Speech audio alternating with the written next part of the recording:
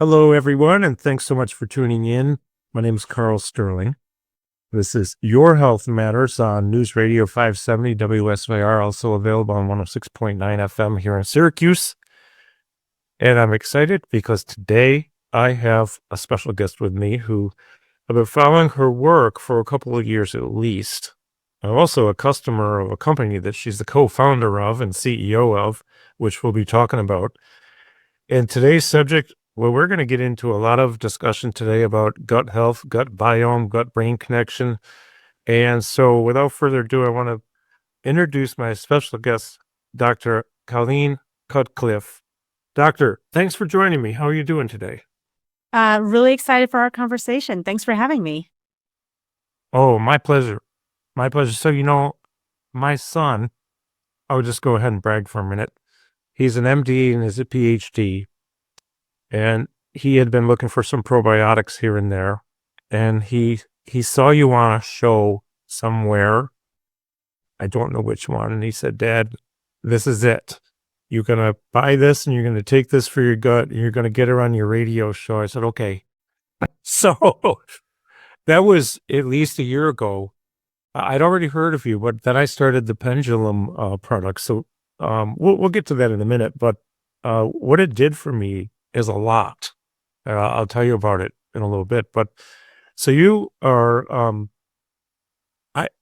I know you're an expert in gut health, gut biome, and we know that this is so important for us. The way our gut is, what we put in our body is so important for us. And I was wondering if you could maybe explain the connection between gut health and overall health, and why gut biome is often referred to, or the gut is referred to as a second brain.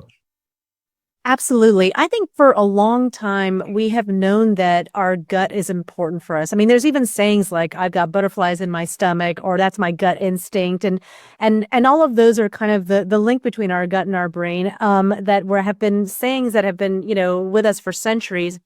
And it just feels like the science has really started to catch up with what we all kind of inherently know is true, which is that our gut health is really important.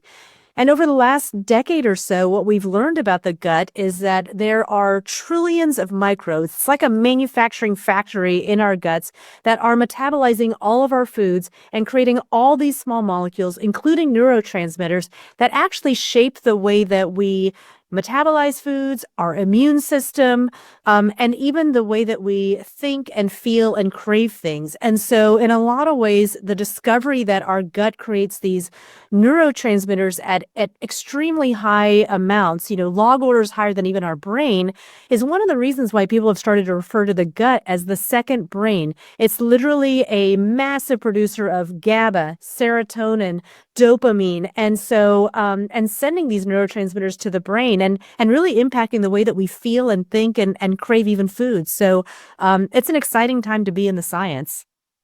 Oh, it sure is. I mean, I'm not a scientist, but it's exciting to talk with scientists and doctors and then professionals like yourself, experts like yourself, because, I think it's a great time to be alive in general. There's so much happening now where we're learning and new products coming out. Some of them aren't so good. Some of them are like the best things in the world, like Pendulum products. So let's segue just a little bit into is my experience or my knowledge is, maybe more than the average person, but I'm no expert in this area. But it seems as if the biome, the gut, can be almost trained, and cravings can be changed. And is this true? Well, absolutely. So one of the most, I think, amazing things about our guts is that we can change them, and we're actually changing them all the time. And what that means is that you can actually control a little bit your own destiny by altering your own gut microbiome. And there are very potent ways to do that. One of the most potent ways to change your microbiome is actually whenever you take an antibiotic. You're literally wiping everything out. It's like a nuclear bomb to your gut microbiome. And that's not great because we know that when your microbiome then reconstitutes, there's a lot of gaps and issues that are associated with that. But on the other hand, it's great because it allows you to have like a new playing field for reestablishing your gut microbiome. The second most powerful way in which you can shape your microbiome is through the food that you eat. And you can really think about this as there's all these living organisms in your gut, and they only have access to food that you feed to them. And so you literally get to pick and choose who are you feeding and who are you not feeding. And that alters your gut microbiome and therefore alters what they're making, what they're producing, and all these other things that lead to really important health outcomes. Sure. Well, that makes sense. So let's go down the road of, let's say, the food supply. Oh Sorry, I boy, laughed. I laughed. we're going right there. Okay. Well, it seems like, first of all, I'm not anti-medicine. I'm not anti-vax. I'm not anti anything. What I do try to do is take a stand for optimal nutrition, optimal health, and putting more health span in our lifespan, more, let's say, life in our years rather than just years in our life, right? So how can we optimize everything? Well, like what you said, what we feed ourselves is absolutely so important.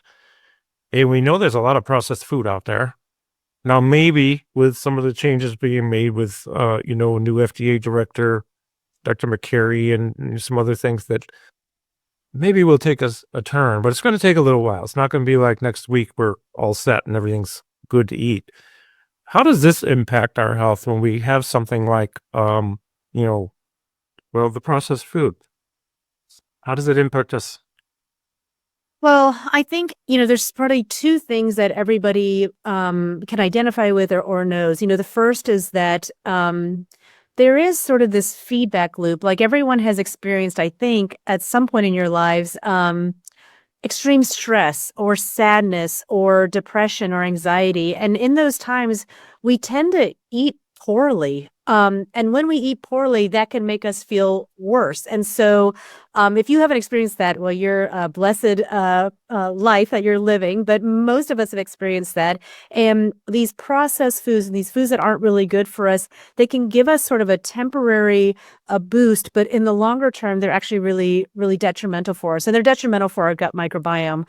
And the second thing that I think a lot of us can identify with is that the obesity problem in the United States and globally has only ever gone in one direction, and that is getting worse and worse and worse. And so, in order to really change that trajectory, I think big, meaningful changes have to happen. And it really does start with our food supply and the foods that we're eating and what's considered, so-called safe or unsafe for our bodies. And so, I think we know there has to be disruption. We know there's going to be a lot of people unhappy with that disruption. But ultimately, the more that we can get to wholesome foods that haven't been chemically treated or ultra processed are all going to be important for us to be able to establish the right gut microbiome and then ultimately have long-term health benefits. So I think that's all going to be actually really good for us if we can get it to work. I think so too. Yeah, I think that'd be great.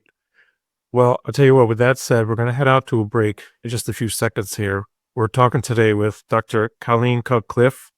She's the CEO and co-founder of Pendulum.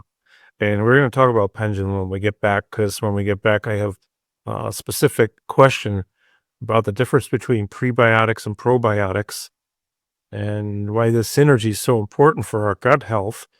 So again, I thank you for listening, everybody. We'll be back after this short break. This is News Radio 570 WSYR. You're listening to Your Health Matters. See you in a couple of minutes. Are you ready to take your health and fitness to the next level in just minutes per day? I want to introduce you to the Power Plate.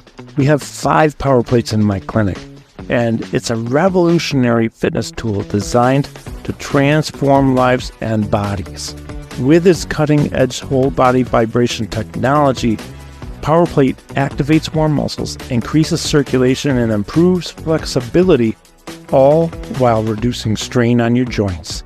So whether you're looking to build strength, boost endurance, or speed up recovery, Power Plate is the game changer you need. It's backed by scientific research. It delivers results quickly, making it the perfect solution for anyone from the elite athlete to the everyday fitness enthusiast. You can get a full body workout in just 15 minutes, so go to carlsterling.com. Okay, we're back with Dr. Colleen Cutcliffe. So, Doctor, this is, again, a real pleasure to have you here. Thank you again. I really appreciate this. Thank you for having me.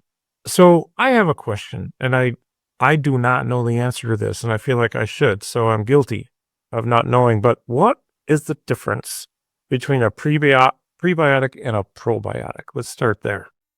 It's a great question. I mean, if anybody's ever stood in a CVS or a Whole Foods or a grocery store and looked at the shelves and shelves of supplements, it's confusing. So, I think there are three things that we should define: prebiotics, probiotics, and postbiotics. So a probiotic is the actual organism. So that's the actual bacteria that resides in our gut. And so some examples of probiotics are like lactobacillus, bifidobacterium, akkermansia. So those are the actual living bacterial strains in your microbiome. Prebiotics are the food that those probiotics eat. So prebiotics are things like inulin and fibers that you can get either through supplementation or through actually the food in your grocery store. So the prebiotic is the food that feeds the organism that's the probiotic. And then the probiotics, what they do when they eat that food is they actually spit out a bunch of stuff. So you want to think about it, like this is the stuff that they excrete or secrete from their bodies. And those are postbiotics. And those are the small molecules like butyrate or GABA. These are called the postbiotics. And so you have prebiotics that are the food, probiotics that's the organism, and postbiotics is what they spit out. Wow. Okay. That's really interesting. It's like they are their own living organism. I mean, what, trillions of them? We have trillions of them, don't we? Trillions just in your gut, and they're really all over our bodies, that are on our skin, that are in our nasal cavities, that are in our, and we're just talking about the gut here. Yeah, and, it's interesting. I'd heard about this recently. I was reading about they're all over our body, and we're actually sort of made up of more of those than we are actually other things as a human, which is very interesting to me. So, okay, with that said, there's a lot of chronic disease out there. It's rampant. It's everywhere. All the numbers are up. Let's say insulin resistance, type 2 diabetes, cancers, even cancers, people getting it younger and younger and younger, and all kinds of problems. So how can maintaining this healthy gut microbiome help in preventing these and managing these chronic diseases? Because, I mean, they're everywhere. And maybe even neurodegenerative diseases, it seems like, too. Yeah, I think as the science has progressed, we've started to realize that the gut microbiome is linked to a wide variety of chronic illnesses and diseases. It's not just, I think traditionally we think of probiotics as helping people with gut issues like, diarrhea and constipation and cramping. And now we're understanding that the microbiome is linked to things beyond just that. It's really linked to, metabolic syndrome like obesity and diabetes. It's linked to things like Alzheimer's and Parkinson's. It's linked to things like, autoimmune diseases. And so what we're realizing is that the gut microbiome is signaling to all of these pathways in our body in meaningful ways that can drive either health or disease. And so it's still very early. There's a lot being discovered literally every day. And so it's an exciting time to be in the field. But I think one of the things that has been very clear in all of these studies, these thousands of publications that have come out, is that as we age, we start to become depleted in very specific microbiome functions. We start to lose, in other words, certain functions that we had when we were younger. So let's take metabolism as an example. We know that there are microbes in your gut that are responsible for metabolizing your food and actually stimulating GLP-1 and your insulin and glucose response. That signaling comes from the microbiome. And we also know that as we age and through periods of intense stress, when we take antibiotics, when we travel, there's a lot of things that can lead to the depletion of those strains. And so if you find yourself aging, experiencing worse metabolism, if you find yourself having food cravings that you didn't used to have before and sensitivities to foods that you didn't used to have before, it could be because you've actually lost these microbes that are helping you metabolize that food and signal to your body, hey, we've eaten enough food, we don't need to eat anymore. Hey, we've eaten food, we need to metabolize the sugar that's in it. Those microbes, if you become depleted in them over time, you're going to experience those health outcomes. And simply by giving them back to your body, you can actually get back all those functions that you used to have. Well, that's really interesting, and I'll interject something right now. So I started on the Pendulum probiotic, maybe, with that. Okay, Yeah. I should know. I just know the bottle, and I have it. Okay, so I did a round with it. I don't know how many weeks, 6 maybe, 8. I can't remember. And when I got done, I ate an apple. And guess what? I've been allergic to apples for years. When I ate the apple, I had no consequence. Then I had a piece of apple pie. Then I had some apple this and apple that. And guess what? I'm so happy because now I can eat an apple. But what? How did this work? Because I had sensitivity. My ears would get red, and my nose was just a little itchy. My lips didn't swell or my tongue or anything. But my son actually, he was allergic to apples, and his daughter allergic to apples. It seems like this went in and made a change for me. Is that possible? Absolutely. And I think that that is part of what is being discovered about the microbiome and its relationship to the inflammatory and the immune response. If essentially when you were eating apples before, your body felt like you were putting a toxin in it, even though, it's not a toxin. And Sure. the gut microbiome and the microbes that are responsible for metabolizing those apples, and particularly with the pendulum probiotics, the fiber in those apples, really it's important that you have those microbes so that they are performing the right metabolism so that your body isn't seeing all these weird things that it's considering toxins, because your microbiome is now allowing you to metabolize the food in the proper way and have the right signaling pathways. And we know that, interestingly, the transmission of microbiome between parent and child can actually happen. And so what you might think of a genetic disorder is actually a microbiome disorder. It's totally fixable. And so I think that's kind of the magic and the beauty of the microbiome, is that here's something unlike genetics that you can readily alter and potentially open up new avenues for foods that you were sensitive to before. So I love your story. And I think these are the unexpected benefits when you have the right microbiome. Well, I love my story too because I like apples. I really do, especially Elizabeth here, who works for me. When she found out I could eat an apple, she made an apple pie. It was like, oh man, this is so good. And so, um, interesting. We're going to go a break in about a minute and a half. But before we do that, I have another comment too, which is I'm also allergic to shellfish. Now, I really like lobster and I really like shrimp. And I'm kind of thinking of trying a piece of shrimp one day. I got an EpiPen in case I need it, but I'm having a feeling it might be time to try one. I'm not saying anybody should go out and do this. I mean, I'm not a doctor. I don't recommend anything. This is not for talk with your doctor first. Disclaimers, right? But something happened when I did this round, and I started another round in February. Bottles in all ready to go with the Pendulum probiotics, and um, we're going to talk more about that when we get back. So we are with Dr. Colleen Cutcliffe, CEO and co-founder of Pendulum Probiotics, an amazing product because I've taken probiotics before and I don't really think anything happened because I still couldn't eat apples. That's how I base it. Did it work? Yeah, this stuff is good. I can eat an apple now. So we're going to come back after this short break, folks. Thanks for listening. See you in a couple of minutes. Are you ready to unlock your brain's full potential? Introducing the Brain Speedball, the revolutionary fun game designed to enhance balance, focus, memory, mental clarity, and cognitive performance. Whether you're looking to stay sharp, boost productivity, or slow down cognitive decline as you age, the Brain Speedball is the solution you've been waiting for. Through scientifically backed games, exercises, activities, and strategies, this program engages your mind, strengthens neural pathways, and helps you think clearer, faster, and smarter.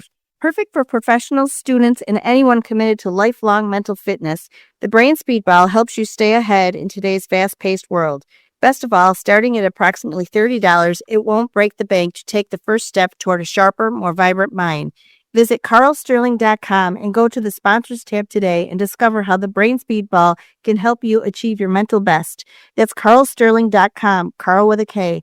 Brain Speedball, because a brighter mind means a brighter future. All right, welcome back. We're here with Dr. Colleen Cutcliffe today, talking about gut biome, gut health, probiotics, prebiotics, and something I learned new today, postbiotics. It's pretty cool that they actually excrete their own stuff. So I'm curious to know, we have, this wave now, which is kind of cool, of personalized medicine, but we can personalize our probiotic supplementation.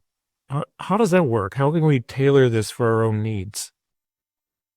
Well, I'm a big believer in the opportunity of personalized medicine and that not everybody is the same. And certainly, there are going to be things that are more effective for certain people than others. However, I am also a massive skeptic in where we stand today in terms of being able to recommend the right personalized treatments for people. And I'm definitely a huge skeptic of people being able to go take a gut microbiome test and come back and say, oh, well, then therefore you should be eating X, Y, or Z. That's not to say we're not going to get there, but I don't think that the evidence exists today to be able to be confident in those kinds of recommendations. That being said, there are areas where I think you can start to get targeted in your approach. So, for example, food sensitivities is one that we were talking about earlier. We know that there are protocols for peanut allergies for kids where you can start to microdose and start to get the body acclimated to these foods. And really, you're altering the gut microbiome order to help your body understand that that food is not toxic to you and that you don't have to have such a reaction to it. We know that if people are depleted in this one strain, Akkermansia muciniphila, that is a really keystone strain for actually the structure of your gut lining and stimulating GLP-1 in your body. And so if you're depleted in that strain and you're experiencing those health issues, that supplementation with that probably makes sense for you. So I think there are these isolated cases or these specific cases where we know that there's a problem and solution that are probably tied to you personally, but globally and at a high level, I don't believe that personalized medicine and supplements is there yet from a science standpoint, which is probably nobody wants to hear. Sorry. Well, there are a lot of truths we state on this program, and some of them we just don't want to hear, but it is what it is. We're not going to give false hope on anything that we're wishful thinking. It's about reality. But what I really appreciate, though, is the ability or the fact that we have an ability to change things ourselves. For example, folks, you could maybe even get up and start moving around and exercise. Seriously, because I joke around sometimes because I want this to be a positive spin on the show. No judgment. I was obese years ago, 15, 16 years ago. I was 289 pounds. I was a glutton. I was a sloth. I was not doing anything. Then I got into this business because I didn't want to be that way anymore. And I made a choice. Am I better than you? Of course I'm not better than you. I'm not better than anybody. I'm just a guy who decided to make a change because I wanted to live a long time and be around with my kids. And now I have 4 grandkids and the 5th one on the way. So the idea is we do have this ability in many ways to change. It could be as simple as getting up and going for a walk. Be safe. If you're having trouble walking, well, maybe you want somebody with you. But a lot of us can walk and do things, but we choose not to. Well, you're wrong. Of course, you're not wrong. But maybe it's not the best thing for you. If you want to feel better, start moving. If you want to feel better, maybe you start feeding your gut some things that are a little bit better for you. And taking control like this, knowing that we have this ability and this freedom of, first of all, free will and then choice, and being educated and knowing, oh, I can take this probiotic now, and this might help me. Which brings me into the next thing is Pendulum. Again, and I'm not saying this because you're with me and you're not paying me to say anything, Doctor. All right. Just so everybody knows, it's not a paid infomercial. She is my guest. I am a fan of her products and her work. How does Pendulum's approach to prebiotics and probiotics differ from the others? Because obviously there's something going on here that's really effective. Yes, I'm happy to share that. But I just want to thank you for sharing your personal story and the transformation that you chose to go through and the proactive choices you made there. And I want to reiterate that if you want transformation, it doesn't have to be that overnight you become this totally different person. It's these little things, these little changes that are sustainable that allow you to then make bigger changes, or maybe just the little changes are good enough. And one of them is exactly that. There's movement, there's substituting certain foods for other foods. Not that you have to start all of a sudden becoming a health nut, but if you could substitute your potato chips for, popcorn or something like that, that could still fulfill for you a need and a desire, but be just ever so slightly better. Or if you wanted to start supplementing with that microbiome interventions that can help you get a healthier gut, all of these are little steps that can help us just continue to optimize and be better. And so I'm really excited to be in the gut microbiome space because you can change it. And because one of the things that we've endeavored to do is to say, if you just take this pill every morning and you're giving yourself these strains that you're not getting in through other things that are happening in your life, you can start to feel a change that then leads to more change. And so for us, one of the most important things when we set out to do this was don't do what everybody else is doing. There are a lot of probiotics on the shelves right now. And when you start to look at the labels, you're going to be disappointed to find that a lot of them are more or less the same thing. And there's been a lot of marketing innovation in the probiotic field, but not a lot of actual ingredient. So really, that's where we started. And fundamentally, we said, what are other strains out there that could be impactful for people's health that aren't currently being sold? And so what is different about the Pendulum probiotics is these are strains that you're not going to find on the shelf anywhere else. And these are formulations that you're not going to find anywhere else. Yeah, these are clinically tested in ways that you've never seen before. And all of that is premised in, let's find new ways to impact health that are different from everything else that's already out there. Yeah, I love that. Like we say the same thing, it's the same results. You got to do something different if you want to get a result. Yes. And I will go back just for a minute because I'm 6'2". I shouldn't weigh 289, so I'm about 220. But I took 1 year and I worked at it 5 days a week. I was working out. I had a trainer and it took me that long to lose the 70 pounds. But boy, do I feel better. And that's a long time ago. But this whole idea that we can tweak it even more so with feeding our gut. And the fact that we can train these microbiome, I just love this. I think this is so cool that we can actually change our cravings. So I tell you, we got about 2.5 minutes before break. Let's talk. I'm curious to know, like, what dietary and lifestyle choices you feel most significantly impact gut health. The two types of things that can most significantly help your gut microbiome are fibers and polyphenols. And so when you think about, okay, where am I going to get those? So think about, walk into your grocery store and we go to the produce section. All those big leafy greens, your kale, your collard greens, and those other vegetables like asparagus, artichokes, especially Jerusalem artichokes. These are all really high sources of fiber. And so if you can start to add those into your diet, that's really helpful. Same thing with berries. So, raspberries, strawberries, all those fruits, those are really high in fiber. Apples, really high in fiber. And so those are important, fruits and vegetables to add to your diet to get that fiber. Polyphenols can actually also be found in berries. So pomegranates, raspberries, these are great sources of polyphenols. If you go into your tea section, green teas are actually also really high in polyphenols. And then beans like lentils and black beans, these are also high in polyphenols. So those kinds of foods, to the extent that you can start to integrate them into your diet, fibers and polyphenols are both kind of the most impactful ways that you can help feed the right gut microbes that are going to help you with longer-term metabolic health. Beautiful. Beautiful. I love that. So I'll tell you what, we're going to go to a break in a few seconds. When we come back, I'd love to hit on the things we need to avoid too. Okay. We just talked about things to do. I'd love to talk about things not to do and get into some actionable advice for people.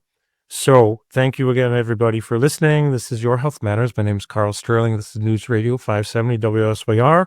And today we are with Dr. Colleen Cutcliffe, and we'll be back after this short message. Are you looking for a way to boost your mental clarity, sharpen your focus, and support brain health? I want to introduce you to a product I've been taking for well over a year, and that is the Dr. Lewis Daily Brain Care Formula, an all-natural solution designed to help you unlock your brain's full potential. It's packed with ingredients proven to enhance memory, support cognitive function, and protect against mental decline. So whether you're looking to stay sharp at the office, improve your concentration, or just looking to keep your mind active as you age, this formula is for you. It's backed by science, it's trusted by thousands, and it's never been easier to nourish your mind from the inside out. Don't wait to take control over your brain health. Get the clarity and focus you deserve today with the Dr. Lewis Daily Brain Care Formula. Go to carlsterling.com. That's Carl with a K. Go to the sponsors tab, scroll down, click, and check it out. Okay, we're back. Again, my guest is Dr. Colleen Cutcliffe. So I'm wondering, Dr. Cutcliffe, we talked about things that we can, prioritize to put in our bodies, in our gut. What should we be avoiding? So I just want to start by saying that I am a firm believer that if you try to cut out a bunch of stuff that's a part of your normal diet all at once, it's not going to be lasting. So I think as we go into some of these foods, you can start with, I think, micro changes, little changes, just trying to reduce them or trying to substitute with other things. But I think we know that the things that are kind of most detrimental to our gut and metabolic health are things that are high fat, high sugar, kind of your ultra processed foods. So what you don't want to do is to be constantly hitting your body with high sugar foods. Yeah. And to the extent that you can get your sugars from natural sources like berries and things like that are naturally sweet, they're also packed with these fibers and these other things that actually help your body metabolize those sugars in different ways than processed foods do. So when you go to a grocery store, think about the outer aisles and not the middle aisles. So a simple way to put it is try to do less of the middle aisles and more of the outer aisles.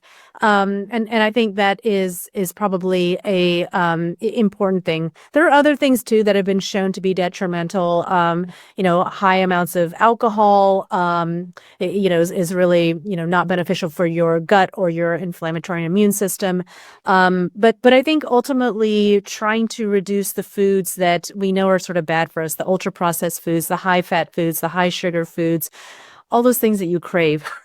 Unfortunately, many of them are designed to trick your body into wanting more, because when you think back to your caveman days, we needed to get fat and sugar in our bodies because those were actually things that you didn't have a lot of access to. And so we have evolved, or we are built to want and to crave high fat, high sugar foods because those were things that were lacking in resources. And now we've come to a different world state where you have a ton of ability to get those things. And now we're just kind of overdoing it. And so to the extent that you can fight that kind of caveman desire to get more and more of those things, that's really going to be good for you. Absolutely. Plus, it's no secret that the food industry has, they've had their engineers, if you will, design things that just keep us eating because, there's all the different types of things, chemicals, whatever that go in, and they short circuit your leptin. So you don't get the message from the stomach to the brain, you're full. An example, I'm sorry, Doritos. Yes, I love you, but I don't love you because every time I eat one, I have to eat the whole bag. I mean, seriously, you can't just eat one. And there are thousands, tens of thousands of products out there like that. But that's, a lot of it's by design. And so it just keeps you coming back for more. And knowing this, though, should allow us to, make that choice where, okay, maybe I can cut back on this or replace it. Like you said, popcorn instead of chips. That's a good example. Just to have a little bit of gratification, but less consequences. Yes, exactly. And I think never go to the grocery store when you're hungry. Oh, yeah. And try not to stock the things in the house because, when you have those cravings and you go to your pantry and open it up, you've chosen what to stock in that pantry. And so to the extent that your so-called bad foods are the less bad foods, you're really helping yourself by not having them in the house. Absolutely. 100%. Well, let's talk about the product, Pendulum Probiotics. Now, we'll have a link in the description, folks, but where can people go to purchase this? And you've been so generous, you even gave us a discount code. Yeah, so we're really excited for people to get the opportunity to trial. And so we want to give a discount code if that helps lower the barrier to checking it out. And so we have a special discount code for this audience, which is at checkout. If you type in Sterling, which hopefully will be easy to remember, you'll get 20% off your first bottle of membership. And you can learn and also purchase at pendulumlife.com. And we have a ton of material on there. If you just want to learn more about the gut microbiome, you want to learn how these products work, what to expect when you take them in terms of your gut health and your metabolic health. All of that is on there. We welcome questions. If you want to learn more, if you have other questions, please reach out to us. And then you can also purchase the products there as well. So pendulumlife.com. Sterling. Okay. Great. Thank you. Yes, folks, that should be easy to remember. Sterling. So sorry, but you'll save 20% that way. So I have used this product now for the better part of a year. I don't have allergic reaction to apples anymore. I can't promise what'll happen to anybody, but I can say that I know that this is the best stuff out there. There's nothing else like it. I love the fact that you're taking the road less traveled here with your design into this product and offer us something that we can't get in what are supposed to be similar products. I was curious about something that we didn't touch on at all previous to this. What about young children? They're 2 years old, they're 3 years old, and they get an ear infection, they get an antibiotic. I mean, is there something out there for children as well? We have not done testing in children with these products, but I will tell you, I mean, my inspiration and motivation to start this company came from my daughter. My first daughter was born almost 2 months prematurely. She spent the first month of her life in intensive care receiving multiple doses of antibiotics, not because she had an infection, but because that's the protocol to prevent them from getting an infection because they're so fragile. She was like 4 pounds. Yeah. And what I realized as she started to get older is that she had food sensitivities that nobody else in our family had, and that early start to life was setting her on a path to long-term chronic illness that starts to first show up at a younger age in terms of you can't eat all the foods that everybody else can eat. And so as a scientist and as a mother, I felt like this cannot be. There's got to be a way to undo this. There's got to be a way to give her back what she lost with those antibiotics. And that's really what set me off on this journey, on this path. And that's why we wanted to do different things. And so I firmly believe that you want to intervene in kids because that's how you can prevent them from the longer term chronic illnesses. And so just stay tuned because we are definitely motivated by that. We want to make sure that we're doing the right thing and the safe thing in kids, but it's a big point of intervention. And my kids have both been taking our probiotics since they were in elementary school. So, but I don't want to, we haven't done the regulatory studies and all of that in kids. Sure. Okay. No, I appreciate that though. And I've actually, that's a great story. The inspiration to do this and make something really special, which you have done. So in our last 2 minutes or so here that we have, because we're about at that point where we have to end the hour. These radio minutes go so fast, don't they? Yeah, they really do. I could talk for hours with you. I love this. Maybe we'll do it again down the road. I'd love to. So can you give us maybe your top 3 or 4 or 2 or whatever actionable steps for our listeners? What should they do if they want to make some change in their gut health? If you want to improve your gut health and your gut microbiome, I think the number one thing is really in the nutrition and the food that you eat. So if you can increase your dietary fibers and polyphenols and the sort of that list of foods that you can go down the line on and try to increase those in your diet, that is one of the most powerful and easiest ways for you to improve your gut health. I would say the second thing that's really important for your gut health is to think about and take a survey of all the different antibiotics, antimicrobial, antiseptic wipes that you've got in your house and really ask yourself, do I need to be using all these or am I overpowering myself with things that are actually killing my microbiome? The third thing, I'm going to give you 4 things. The third thing is we know that people with dogs actually have more diverse microbiomes than people without dogs. So if you've been thinking about getting a dog, you should get a dog. And if you have a dog, go hug that dog and hang out with it more. So your nutrition with fiber and polyphenols, try to avoid antiseptics and antibacterials as much as possible. Get a dog. And then the 4th thing, of course, is if you want to supplement with strains that you might be depleted in, please check out pendulumlife.com. And potentially these are going to help you also boost your gut. Awesome. I love that. That's beautiful. Thank you. Thank you. Thank you. So Dr. Colleen Cutcliffe, thanks so much for joining me. Really appreciate it. And be sure, folks, it's in the description here. Go to pendulumlife.com. You can learn so much there. It's a fantastic website. Enter the code Sterling at checkout. You get 20% off your first bottle. Thank you, Doctor. Appreciate you joining me. Thank you for having me. And thank you, everybody, for listening. We'll see you soon. This is Your Health Matters, News Radio 570 WSYR.